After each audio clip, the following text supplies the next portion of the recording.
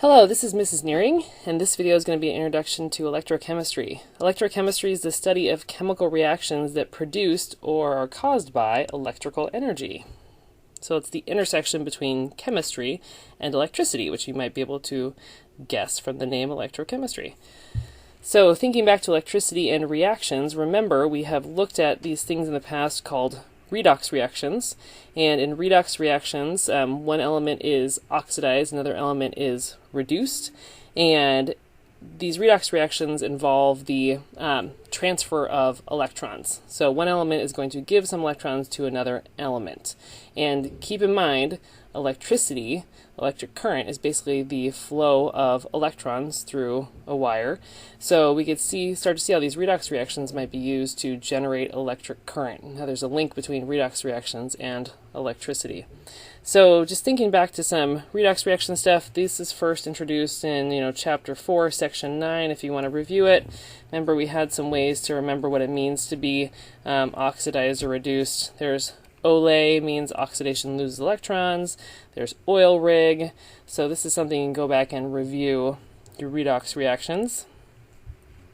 So things we're going to be looking at today: comparing a galvanic cell and electrolytic cell, looking at which elements will be oxidized or reduced in an electrochemical cell, and writing out half reactions that occur at the anode and the cathode. Calculating the standard cell potential we will go into later, in a later video. Looking on your equation sheet, you'll notice there's two equations down here that we have not covered yet. These are both electrochemistry related equations. So just looking ahead, we will be talking about those this week. And some things you want to remember and maybe go back and review right now that we covered in Unit 3 would be your oxidation numbers. So that's Chapter 4, Section 9. Talks about how to identify oxidation states, identify whether an element's being oxidized or reduced, and then also redox reaction balancing, which was Chapter 18, Section 2. So you want to identify a redox reaction, figure out who's oxidized, who's reduced, look at these things called half reactions, be able to write out half reactions, and then use those half reactions to generate an overall balanced redox reaction. Remember, one of the main things we're looking for in your balanced redox reaction is the number of electrons gained by one element needs to be the same as electrons lost by the other element.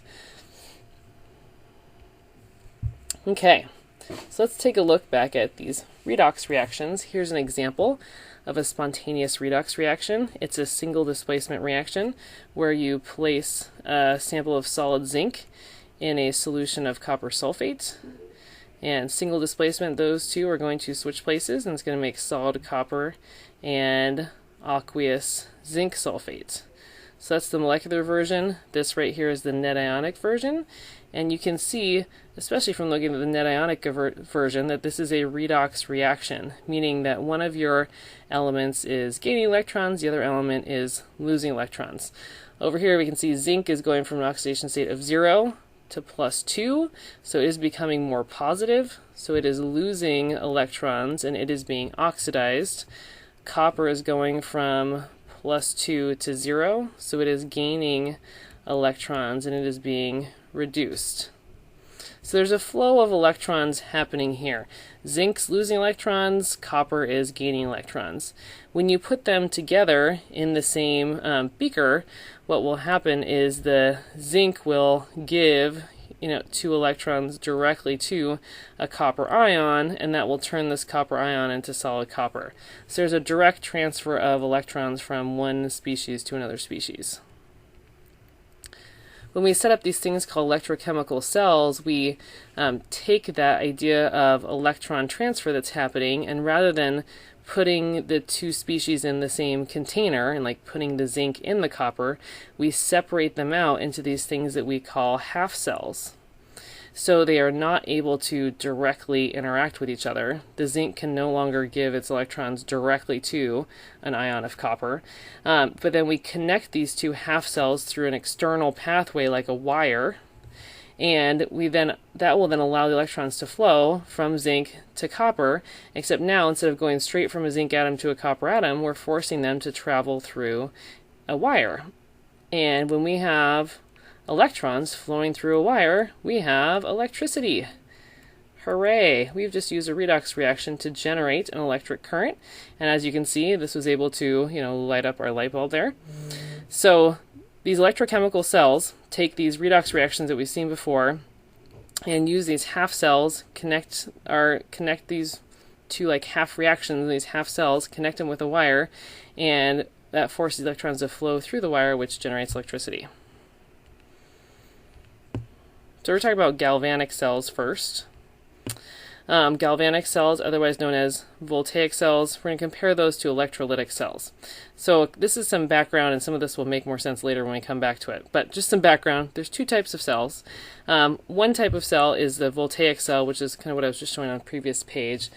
In this type of cell, the reaction's spontaneous. So you hook it up, the electrons just start flowing spontaneously, and this type of cell can be used to produce electrical energy, to generate an electric current. So these are the types of cells that are used to make batteries. And some other things to know about a galvanic cell as we go forward is that this thing called cell potential, we use a symbol for E for cell potential. The cell potential will be positive when it's a galvanic cell, and delta G will be negative. And that should make sense to us. Oh yeah, delta G, when delta G is negative, that means a reaction is spontaneous. So that should kind of, ring a bell there. Turns out this reaction down here is one of those equations on our equation sheet we haven't covered yet that shows the relationship between delta G and the cell potential. So notice when the cell potential E is positive, delta G is negative, meaning that reaction is spontaneous and electrons will just flow on their own. The other type of cell you can have is electrolytic cell. This is where it's non-spontaneous. So this means delta G will be positive and E will be negative. So it's the opposite.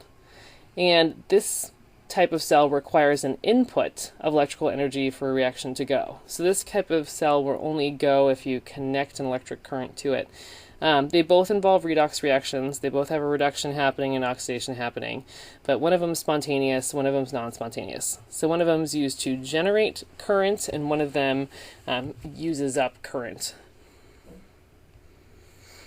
Okay, so let's talk more about voltaic cells. So in a voltaic cell, as we saw in the earlier picture, you're going to have it's a device that transfers electrons from one reactant to another via an external pathway such as a wire. It's important that the reacting species do not come into contact, because if you put them in contact with each other, they would just transfer electrons directly from one atom to another. We want to harness that flow and force it to go through a wire in order to generate electricity. And in a voltaic cell, a reaction is spontaneous. So what we're doing here is we're converting chemical energy into electrical energy.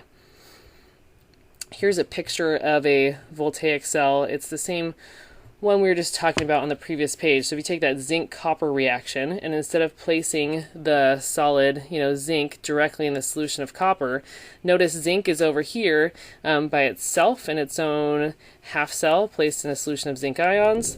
Copper is over here in another beaker, immersed in a solution of copper ions. They are separated out from each other, and they are connected by a wire. And also this other thing called a salt bridge, which we will talk about later. And since this reaction is spontaneous, it has a positive E value. It's got a negative delta G for this reaction. So once you hook up this wire, electrons are spontaneously going to flow from the zinc over here to the copper, and that will generate electric current because you've got electrons flowing through a wire, and that's basically what electricity is. So again, yay, we have a light bulb that's lit up here. That's how voltaic cells work. Some of the vocabulary or components here with voltaic cells is voltaic cells contain things called electrodes. Those are the solid metals that are connected by the external circuit. One of the electrodes is called the anode, and one is called the cathode. So the anode is the electrode at where the oxidation reaction is occurring. The cathode is the electrode where the reduction reaction occurs. And a way to remember this is you can think of anode and ox, so like anode oxidation, and cathode, think red cat. So reduction happens at the cathode. So going back to this picture, you see right here, our zinc is our anode.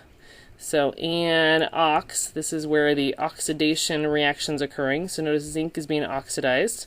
It's losing electrons. The cathode is over here. Red cat, that means the reduction reaction's occurring at the cathode. Reduction means gaining electrons, so it looks like my copper ions are gaining electrons over there at the cathode. So again, these electrodes are the chunks of metal. So like my piece of solid copper and my piece of solid zinc are my electrodes. And the solution, so the metal electrodes are immersed in solution. So notice the solid copper was placed in solution with copper ions. The solid zinc was placed in solution with zinc ions. And then we have this thing called the salt bridge, which maintains the neutrality of the solution.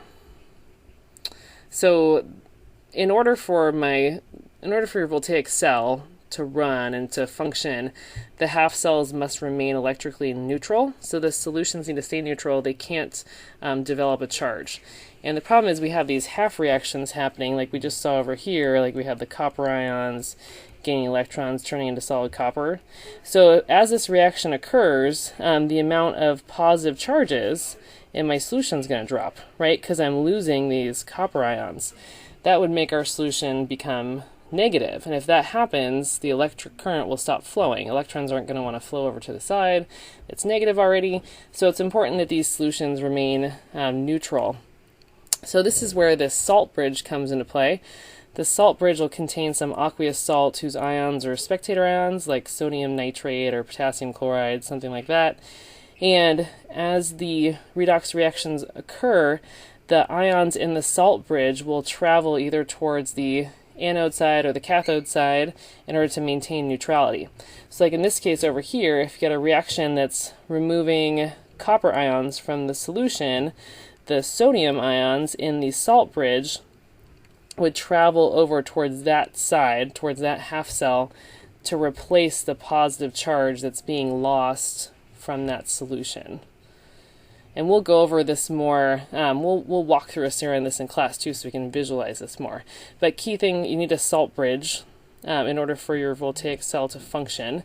And it completes the circuit. So if there's no salt bridge, electricity won't flow. It's kind of like cutting a wire. So notice your circuit over here. You've got your electrodes, you've got the wire where electrons are going to flow, and then you have a salt bridge where ions are going to flow, like potassium, sodium, nitrate, some other sorts of ions are going to flow there.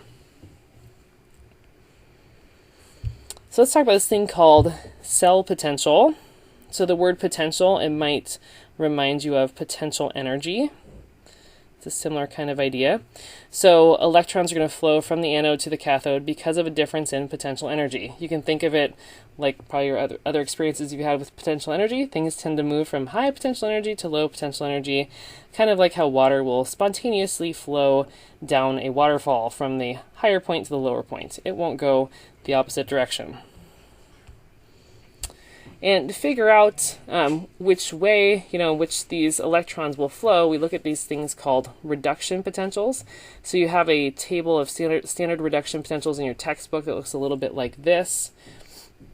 On a test, you'd be given at least, a partial list of these. No, you do not have to memorize the standard reduction potentials. You would be given a table with this information.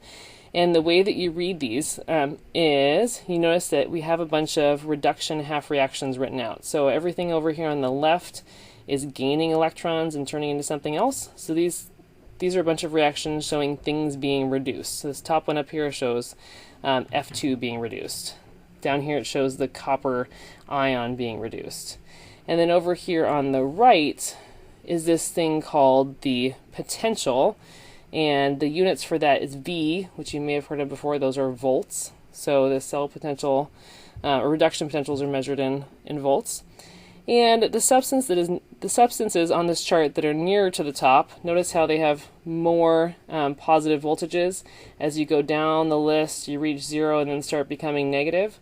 The more positive the potential, the voltage, the more likely this reduction reaction is going to happen.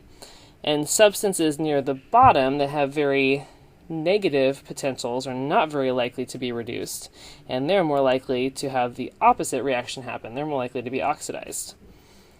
So notice on this table that fluorine has the highest reduction potential, which makes sense. Thinking back to our periodic trends, we know that fluorine is the most electronegative element on the periodic table, so they really like taking electrons, so it makes sense that fluorine has a really positive reduction potential. It really likes being reduced and gaining electrons.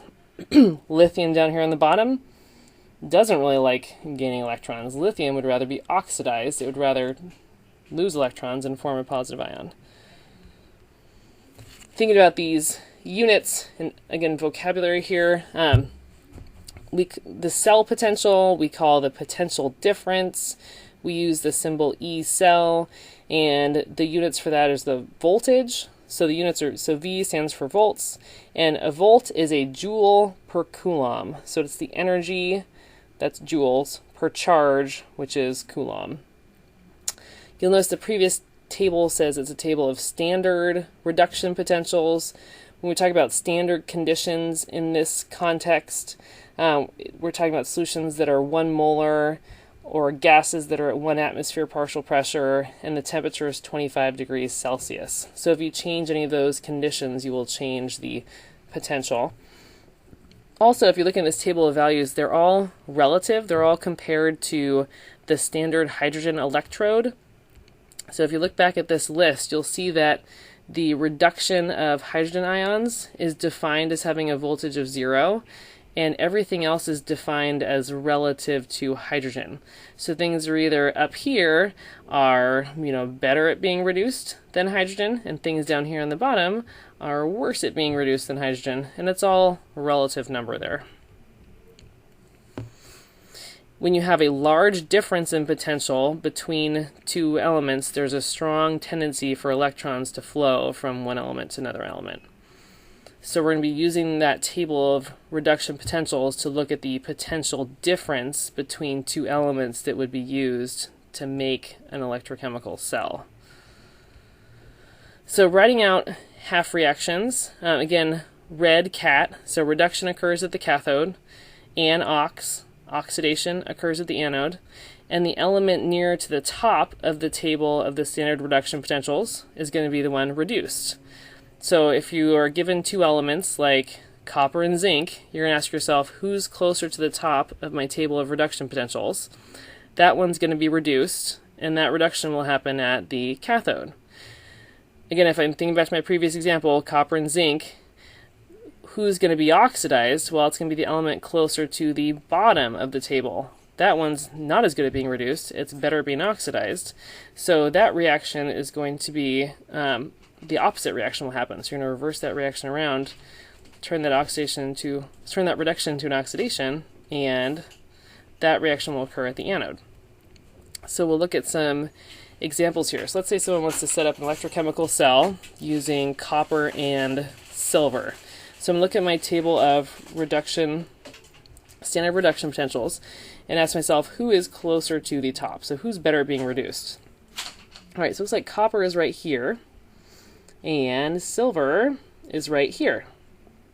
So who's better at being reduced? Silver is. Okay, because it's higher on the standard reduction potential. Okay, its E value is more positive, meaning that's a more favorable reaction. So the species that will be oxidized then is going to be the copper. So, and the one being reduced is the one that is higher on the table. The one being oxidized is the one that's lower down.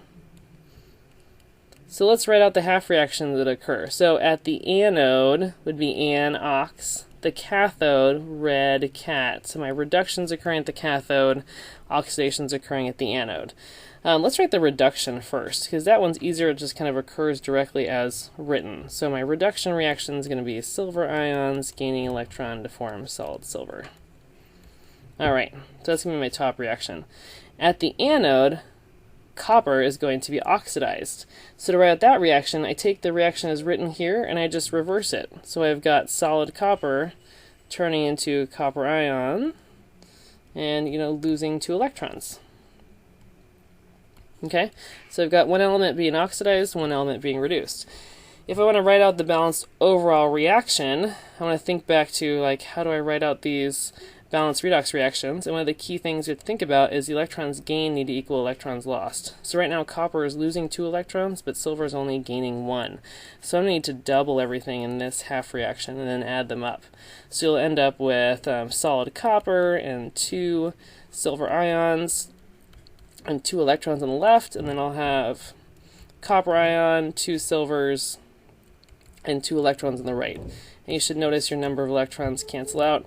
So the overall balanced reaction is 1 solid copper and 2 silver ions will make 1 copper ion and 2 solid silvers. Alright, and this would be what would be happening in my electrochemical cell here. So let's look at one other example. Let's say I've got tin and aluminum. Tin, let's see, I want the tin neutral and tin plus 2. So where would that one be? So here's my aluminum is down here. Actually, I don't know if I have tin on this one. Okay, so let's look at another, unless I'm not seeing it. Let's say instead of tin, let's look at lead. Okay, let's just use a different one. How about we're looking at lead and Pb plus 2. Okay, so here's my lead right there. I've got lead and I've got aluminum. So who's going to be reduced? It's the element that is higher up, that has the more positive potential. So that is lead. Who's going to be oxidized? That's going to be the one that's near the bottom. That's going to be aluminum. So anox, the oxidation is going to occur at the anode. Red cat, reduction is going to occur at the cathode. So the one being reduced is lead. So I'm going to write out that reaction as it is given to me on my table of reduction potentials. Okay, lead ions are being turned into solid lead. The anode is where the oxidation is going to occur, and for this one I'm going to take this reaction right here and reverse it. So I'm going to turn my reduction into an oxidation. So solid aluminum is going to form aluminum ions and 3 electrons. And to get the balanced overall reaction, I need to make sure my electrons gained equals electrons lost. So I've got 3 being lost, 2 being gained. The lowest common multiple of those is 6. So I'm going to multiply my top reaction by 2, my bottom reaction by 3, so I'm going to lose 6 electrons, gain 6 electrons. That gives me 2 aluminums and 3 lead ions and 6 electrons on the left, and I've got 2 aluminum ions, 6 electrons, and 3 leads on the right. My 6 electrons balance out, and I've got 2 aluminums, 3 Pb plus 2, 2 aluminum ions, and then 3 solid leads. So this would be the overall reaction that would be occurring in my voltaic cell. This aluminum would be oxidized at the anode, lead would be reduced at the cathode. Overall, this is what's happening. Alright, so that's a general overview of a little bit of electrochemistry, and we will come back and talk